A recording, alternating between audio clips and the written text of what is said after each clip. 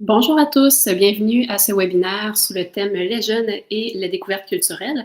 C'est une activité offerte grand public, donc merci de partager la vidéo pendant cette intro si vous voulez, si vous pensez que certaines personnes intéressées par les enjeux de littératie numérique auprès de la jeunesse, mais aussi de la culture, pourraient être intéressées. Alors, ça a lieu dans le cadre des activités de la table de concertation en littératie numérique du Québec, mais aussi à l'occasion du mois numérique jeunesse qui tire à sa fin. Le mois numérique jeunesse a lieu chaque année en février, du 1er au 28 février. Ça s'adresse principalement aux moins de 35 ans, mais aussi à tous ceux qui ont envie de vivre des sorties culturelles, des expériences, des ateliers pour en apprendre un peu plus sur les possibilités du numérique, développer leurs habiletés, explorer les domaines d'avenir en nouvelles tech et numérique. Sous le thème Ta culture, ton identité, cette année, cette édition nous a permis d'explorer aussi l'impact du numérique dans notre façon de découvrir des contenus culturels, mais aussi la créativité pour les artistes, aussi comment on se reconnaît dans ces contenus culturels en tant que jeune, donc l'identité. Et pour soutenir cette belle campagne, c'était le retour aussi du balado Empreinte numérique avec 3 nouveaux épisodes, toujours sous le thème Ta culture, ton identité, animé par Tom Elliott-Girard et notre invité d'aujourd'hui, juste derrière Tom Elliott dans cette image, Lisande Champagne. J'ai la chance de m'entretenir avec elle aujourd'hui et de vous la présenter. Donc, dans cet épisode Découvre ta culture en un clic, elle s'est entretenue avec Tom et des jeunes de secondaire 5 de l'école FACE sur comment on découvre nos contenus culturels, comment on a accès aux contenus, par exemple, culturels d'ici et francophones. Et puis, donc, c'est très intéressant à aller écouter ça sur la plateforme du Mois numérique jeunesse. Donc, c'est mnj.québec dans la section du balado. Et donc, pour ce webinaire, alors on sait que les jeunes écoutent, regardent, lisent donc des contenus largement influencés par les algorithmes et les plateformes. Donc, comment ces mécanismes façonnent-ils l'accès à la culture québécoise? Alors, on souhaite explorer avec Lisande la découvrabilité culturelle et les résultats d'une enquête qu'elle a menée sur les habitudes des Québécois et Québécoises, dont les plus jeunes, là, âgés d'environ 15 à 29 ans, en ligne. Alors, Lisandre, qui est professionnelle de recherche en statistique culturelle, travaille pour l'Observatoire de la culture et des communications du Québec. Elle est l'autrice de l'enquête québécoise sur la découverte des produits culturels et le numérique, le publié en 2023, que vous avez vu apparaître à l'écran. Alors, j'ai le plaisir d'accueillir Lisandre. Bienvenue. Bonjour, bonjour à vous tous. Bonjour les Alors, on va s'assurer que ton micro est bien ouvert. Juste un instant, c'est moi qui n'ai pas le son. Est-ce que je t'entends bien? Mon micro est ouvert, en tout cas. C'est Est-ce que vous parfait. m'entendez? Oui. Oui, c'est Allô? merveilleux. Alors, bienvenue Lisandre pour ce court webinaire sur l'heure du lunch. Et puis, pour te connaître, hein, les chemins, des fois, on a la chance de se recroiser. Alors, j'ai eu la chance d'étudier plus jeune avec toi en musique et tu as toi-même évolué dans le domaine de la culture. Est-ce que tu peux nous dire qu'est-ce qui t'a mené dans ton parcours à faire de la recherche en culture? Oui, merci. En fait, oui, j'ai commencé comme musicienne. J'ai été musicienne, toute ma vie, on dirait. En fait, musicienne professionnelle, trompettiste plus exactement. Je faisais beaucoup du jazz, du pop aussi, donc j'étais musicienne. J'avais mon band, je fais de la tournée, j'ai adoré ça et puis, j'ai commencé des études en sociologie, donc j'ai fait ça, pendant 20 ans professionnellement. Puis j'ai commencé mes études en sociologie à l'UQAM à l'âge de 30 ans, vraiment au départ, par envie, ça me manquait. J'avais envie d'étudier ça, d'essayer, puis ça a été vraiment un coup de cœur phénoménal.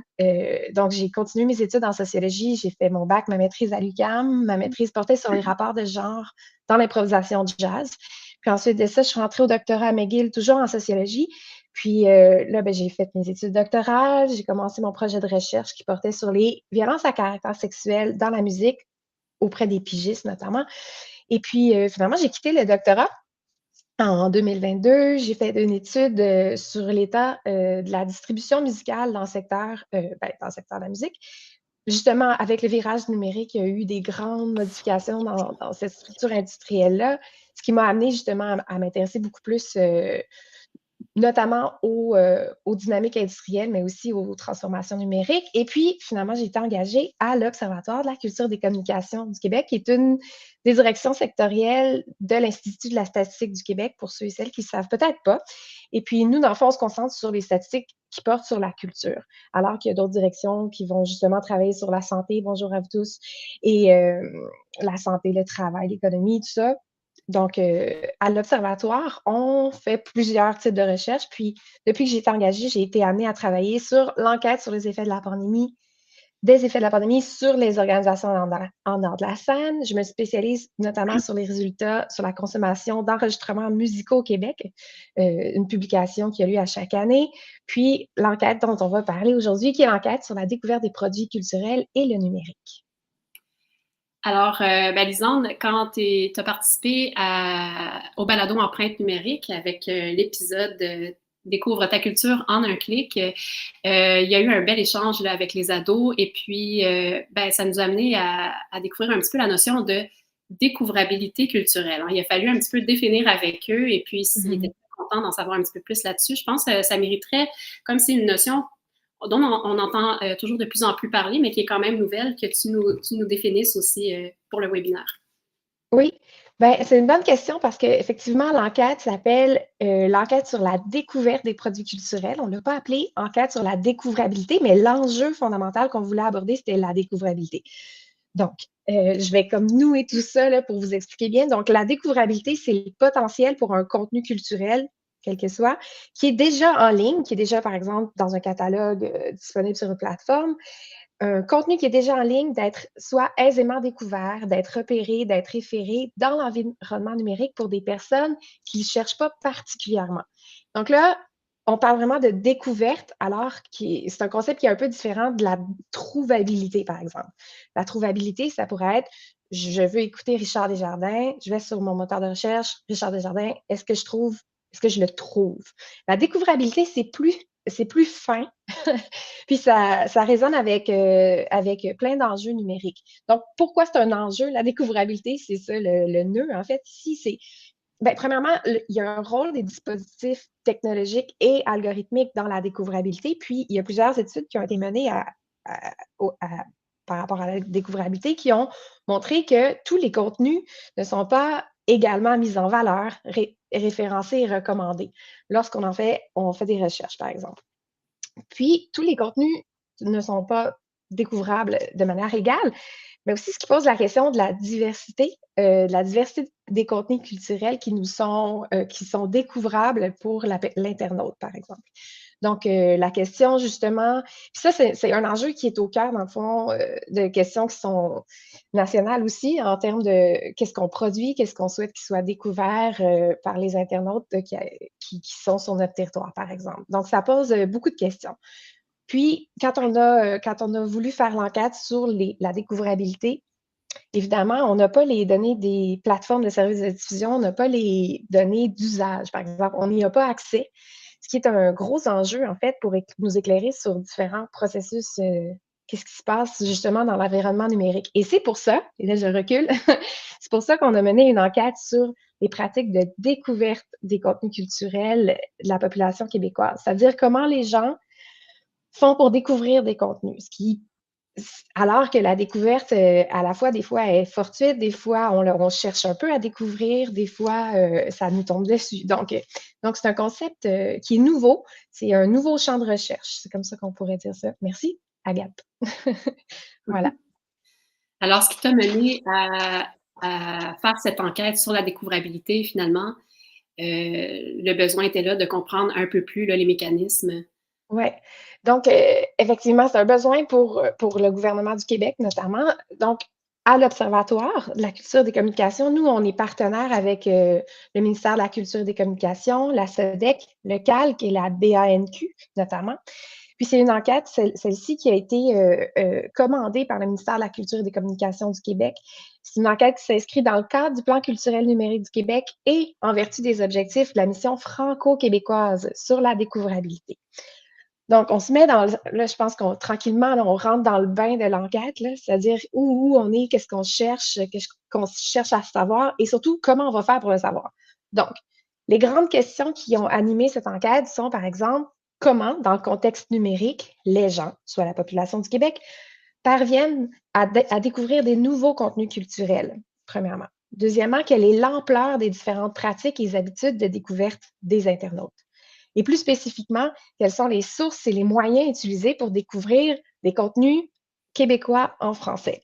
Le choix dans cette enquête a été fait de mettre ensemble québécois en français, alors que c'est deux indicateurs, en fait. Là. Un contenu québécois n'est pas nécessairement en français et un contenu francophone n'est pas nécessairement québécois. Mais ici, la question était vraiment sur les contenus québécois en français. C'est un choix éditorial qui a été fait. Et donc, pour faire cette enquête, en fait, l'Observatoire, à l'Institut de la statistique du Québec, on a sondé la population québécoise de 15 ans et plus au sujet des habitudes de consommation, parce que la découverte, avant de découvrir un contenu, il faut le consommer, en fait, il faut être en contact avec ces produits-là. Donc, on a sondé la population de 15 ans et plus qui consomment soit des films et des séries, de la musique, des livres ou des balados. Excellent. Alors, est-ce que ça serait intéressant que tu nous présentes quelques faits, quelques Oui, constats quelques des statistiques? résultats. On est bien curieux de voir qu'est-ce qui en ressort. Oui, c'est une énorme enquête. Premièrement, il y avait comme 72 questions dans le questionnaire. Ça prenait quand même un petit moment à répondre. D'ailleurs, les personnes qui sont présentes aujourd'hui, si jamais on vous appelle pour répondre à un questionnaire, merci de le faire. C'est-à-dire que, donc, c'était un assez long questionnaire, puis aussi parce que justement, la découverte, c'est lié à la consommation. La première question dans le questionnaire, donc, ça va être les premiers résultats que je vais vous montrer, vous raconter. C'est est-ce que vous visionnez, écoutez, lisez des livres, écoutez des balados et à quelle fréquence? Donc, ce qu'on apprend, les premiers résultats, c'est que pratiquement l'ensemble de la population du Québec, là, plus de 95 va écouter des films et des séries, visionner des films et des séries, écouter de la musique. C'est 6 personnes sur 10 pour la lecture de livres, puis c'est 4 personnes sur 10 pour l'écoute de balados dans l'année. Ensuite de ça, nous, on a choisi dans l'auditoire des fréquences un peu plus basses là, pour les gens qui visionnent des séries, des films. On a choisi les personnes qui en écoutent au moins quelques fois par mois pour comprendre leur pratique de découverte.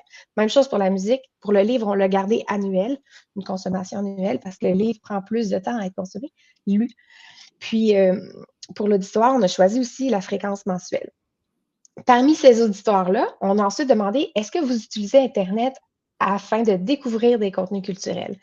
Puis là, les premiers grands résultats, là, c'est que les gens qui nous intéressent dans cette enquête, c'est les gens qui consomment des produits culturels et qui utilisent Internet afin de découvrir des contenus. C'est-à-dire 6 personnes sur 10 pour l'auditoire internaute des films et des séries, 6 personnes sur 10 pour l'auditoire internaute de la musique.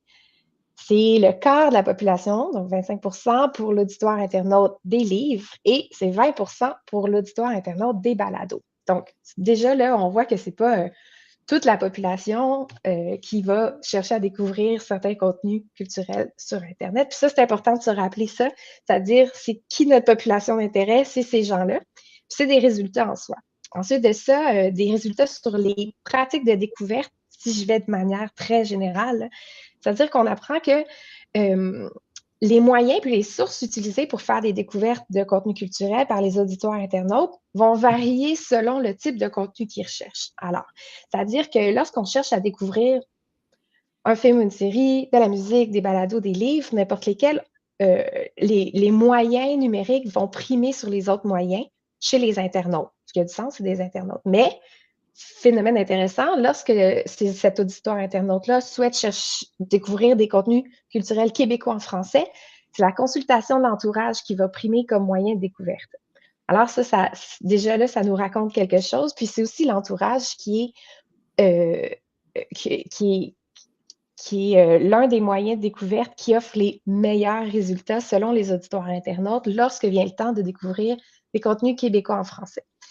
Donc, ça nous informe déjà sur les dynamiques derrière l'écran, si on veut, lorsqu'on observe les pratiques de l'auditoire internaute.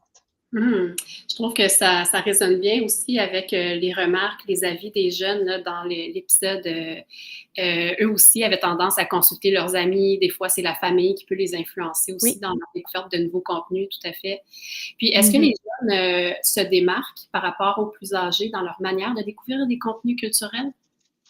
Ben, en fait, les jeunes, oui. En fait, les jeunes, donc là, les 4 tranches d'âge qu'on a observées, c'est, donc on s'intéresse à la population de 15 ans et plus, puis on a mis ensemble les 15 à 29, les 30 à 44, 45 à 59, puis après ça, 60 ans et plus. Donc, on a 4 groupes d'âge. Donc, quand on parle des jeunes, là, ça va être vraiment de 15 à 29 ans. Puis, comparativement aux autres groupes d'âge. Bien, premièrement, quand on regarde les gens qui consomment, là, avant d'aller dans Internet, là, les gens qui consomment les différents produits culturels, ça, il faut le savoir à la base, là, ben, il n'y a pas de différence, il n'y a pas d'association avec l'âge pour la consommation, sauf pour le balado. Puis ça, c'est intéressant, c'est-à-dire que peu importe l'âge, les gens consomment de manière assez égale entre les groupes d'âge, soit des séries, films, la musique ou des livres. Mais pour le balado, les plus jeunes, l'âge est associé avec la consommation de balado et les plus jeunes sont plus nombreux en proportion à en consommer que les plus âgés. Ensuite de ça, deuxième constat, c'est que quand on pose la question, est-ce que vous utilisez Internet à des fins découvertes? Eh bien là, l'âge est associé avec l'utilisation d'Internet à des fins découvertes pour tous les types de contenus. Donc, c'est vraiment l'utilisation d'Internet là, qui va jouer ici. Puis ensuite de ça, lorsqu'on plonge dans les pratiques de découverte de l'auditoire internaute, ce qu'on se rend compte, c'est que ben, les 15 à 29 ans ont tendance à utiliser davantage les moyens de découverte qui sont liés à l'environnement numérique, mais aussi leur entourage. En fait, les 15 à 29 ans, non seulement sont très actifs dans leurs moyens de découverte, puis vont mobiliser plusieurs moyens de découverte. Donc, en général, ils ressortent plus forts, sauf pour les médias traditionnels. Là, on voit que les jeunes sont moins nombreux en proportion à utiliser les médias traditionnels pour faire des découvertes. On parle de l'auditoire internaute, effectivement. Un autre constat, celui-là, il est le fun. Les membres des auditeurs internautes de 15 à 29 ans ont plus tendance à utiliser autant le français que l'anglais pour chercher des contenus culturels sur Internet que les personnes plus âgées. Les personnes plus âgées, en l'occurrence, vont avoir plus tendance à utiliser uniquement le français, principalement le français, pour découvrir des contenus culturels. Puis tout à l'heure, je vous parlais de la découvrabilité, qu'est-ce que c'est? Ben, c'est la capacité à un contenu culturel d'être référé, par exemple, lorsqu'on fait une recherche. Et puis ça pose la question, ben, un contenu culturel en français va-t-il être découvert alors qu'on fait, par exemple, une recherche parfois en anglais, parfois en français? Est-ce que les mêmes résultats vont arriver auprès de l'auditoire qui est peut-être bilingue, par exemple? Ou donc, ça pose aussi cette question-là. Puis d'observer les pratiques de recherche des différents groupes d'âge nous informe aussi sur peut-être qu'il va y avoir un enjeu de découvrabilité si les métadonnées ne sont pas dans les deux langues, par exemple. Ensuite de ça, ben, c'est déjà ça. Après ça, pour ce qui est de la consommation culturelle des contenus québécois en français spécifiquement, Oui, est-ce que les jeunes auraient tendance à consommer un peu plus de ces contenus culturels d'ici francophones que les en plus fait, âgés? inversement, en fait, ils sont moins nombreux en proportion à consommer des contenus culturels québécois en français pour ce qui est des séries, des films et de la musique. Pour ce qui est du livre et du balado, tout à l'heure, je vous disais, notre auditoire internaute est beaucoup plus faible dans la population parce que, je vais répondre à votre question, Dominique, ensuite, est plus faible dans la population, donc on n'avait pas assez de puissance statistique pour faire l'analyse par groupe d'âge. Mais pour les séries, les films et la musique, c'est des gros auditoires, puis c'est beaucoup de monde, donc on a plus de puissance statistique pour aller voir par groupe d'âge. Puis c'est ça, on voit que le tiers des 15 à 29 ans dans l'auditoire internaute des séries et des films ne visionnent pas de séries et de films québécois en français, là, jamais. Le tiers aussi des 15 à 29 ans de l'auditoire internaute de la musique n'écoute pas de musique québécoise en français. Et puis ces proportions-là sont plus élevées que pour tous les autres groupes d'âge. Après ça, la question de Dominique, est-ce que les résultats de l'enquête vous ont surpris? Eh bien, que dire, que dire? Ben, ça relève un peu de l'opinion personnelle, là, cette question-là, c'est-à-dire, en fait, ce qui est intéressant de voir, c'est que c'est la première fois qu'on a des résultats là-dessus. Puis je peux pas tant que j'ai une opinion là-dessus, mais ce que je trouve intéressant quand on produit des statistiques à l'Observatoire, c'est qu'enfin, on dit, voilà ce qu'il y en est au Québec, on a ça, on a maintenant un chiffre. Puis ça fait un peu du bien, surtout pour quand on pense, par exemple, aux associations qui représentent nos artistes, puis qui essaient de pousser justement pour faire valoir leurs points, ben là, on dit, bon, ben on a des statistiques pour vous. Après ça, c'est à vous de jouer avec puis de C'est que manœuvrer. les résultats viennent vraiment expliquer des choses qu'on peut penser ou présumer, comme par exemple, on s'en parlait avant le webinaire, les jeunes sont un peu tannés d'entendre qu'on trouve qu'ils ne consomment pas assez de contenu culturel québécois, mais dans les faits, est-ce que c'est facile de trouver des contenus québécois en français sur les plateformes de diffusion? Quelle excellente question. Ben là, on voit, en fait, qu'il y a des différences entre les différents auditoires internautes. Donc, on a posé la question aux gens, aux auditoires internautes qui consomment des contenus québécois en français. Donc, déjà, tu sais, on le là, on s'en va en entonnoir comme ça avec une petite population, mais on a demandé à ces gens-là, aux gens auditoires, internautes, qui consomment des contenus culturels québécois en français et on leur a demandé, est-ce que lorsque vous cherchez des contenus culturels québécois en français sur une plateforme de services de diffusion non québécoise, parce que là, effectivement, si tu cherches sur tout.tv, tu vas trouver du... Donc, la question, c'est surtout sur des plateformes, justement, pour les séries et les films tels que Netflix, Disney. Est-ce que c'est facile pour vous de trouver des contenus québécois en français? Et puis, pour l'auditoire internaute des séries, des films, 60% ont dit il est difficile de trouver des contenus culturels québécois en français sur les plateformes de services de diffusion étrangères. Le résultat est différent pour l'auditoire de la musique, où c'est 32% qui va dire que c'est difficile, puis pour l'auditoire des livres, c'est 28% qui va trouver que c'est difficile. On n'a pas le résultat pour les balados. Donc, on voit qu'il n'y a pas le contenu culturel québécois en français n'est pas également difficile à trouver pour les internautes, mais plutôt, ça va dépendre du type de produit qui est recherché. Très intéressant. Puis, comme Dominique, merci d'avoir posé une question. On vous invite aussi à le faire. Il va nous rester environ 5 minutes pour prendre quelques petites questions rafales, si vous en avez. Puis, entre-temps, tu m'as révélé avant le webinaire que l'enquête ne s'arrête pas là. Et puis, pour la portion des plus jeunes, justement, il y aura une suite au sondage, puis que ça permettra peut-être de spécifier là, certaines informations. Oui, en fait, ben là, les résultats que je vous ai présentés aujourd'hui, c'est les résultats qui ont été collectés en 2023. Donc, les résultats ont été publiés en 2024, mais ça, c'est vraiment des résultats qui portent sur l'année 2023, au moment où on a collecté les informations.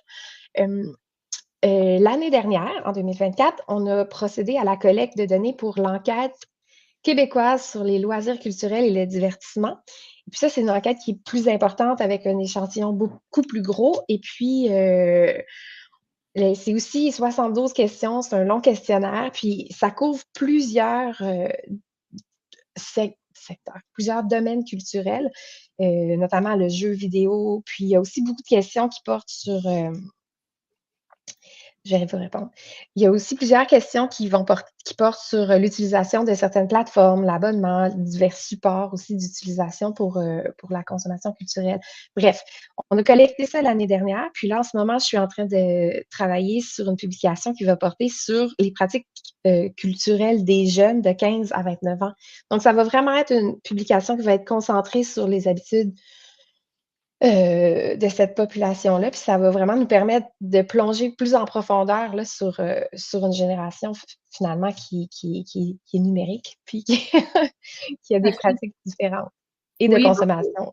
c'est difficile de comparer à des pratiques d'il y a 15 à 20 ans parce que c'est ça la réalité maintenant, puis ça teinte aussi pour la population en général aussi nos habitudes là, de découvrabilité.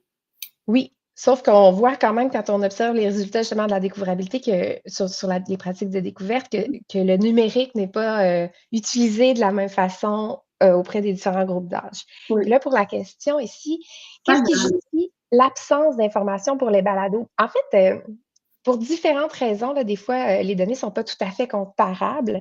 Fait que des fois, je vais m'abstenir de donner un résultat parce que là, il est pas comparable aux autres groupes. Des fois, c'est pour ça. Il y a aussi, un élément qui est intéressant. Comme je vous l'ai dit, là, c'est la première fois qu'on faisait une enquête sur les pratiques de découverte et le numérique. Puis, il y a toujours un enjeu quand on crée les questionnaires, c'est-à-dire qu'est-ce qu'on souhaite savoir? Est-ce qu'on souhaite avoir de la comparabilité entre chacun des auditoires, puis être vraiment capable de tout comparer, ou on souhaite connaître des détails sur chacun des secteurs, alors que c'est des secteurs qui ont des réalités différentes par rapport, par exemple, par rapport aux plateformes de services de diffusion. Le balado a une réalité qui est différente que celui de la musique, que celui du livre, puis des séries. Donc, il y a certaines questions qu'on a décidé d'ajuster vraiment à chacun des secteurs, ce qui fait, c'est ça, c'est comme on ne peut pas avoir les deux. Donc, on ne peut pas comparer entre les secteurs, mais on peut dire des choses sur les secteurs. Puis effectivement, euh, la question du balado est intéressante parce que c'est quand même un produit culturel qui est nouveau, entre guillemets, là. Pas si nouveau, mais quand même nouveau, euh, en tout cas dans les recherches en culture. Donc, on commence à avoir plus d'informations sur le balado, mais c'est encore récent, puis il y a encore des enjeux aussi de définition, mais tu sais, ça chemine, on est avec vous.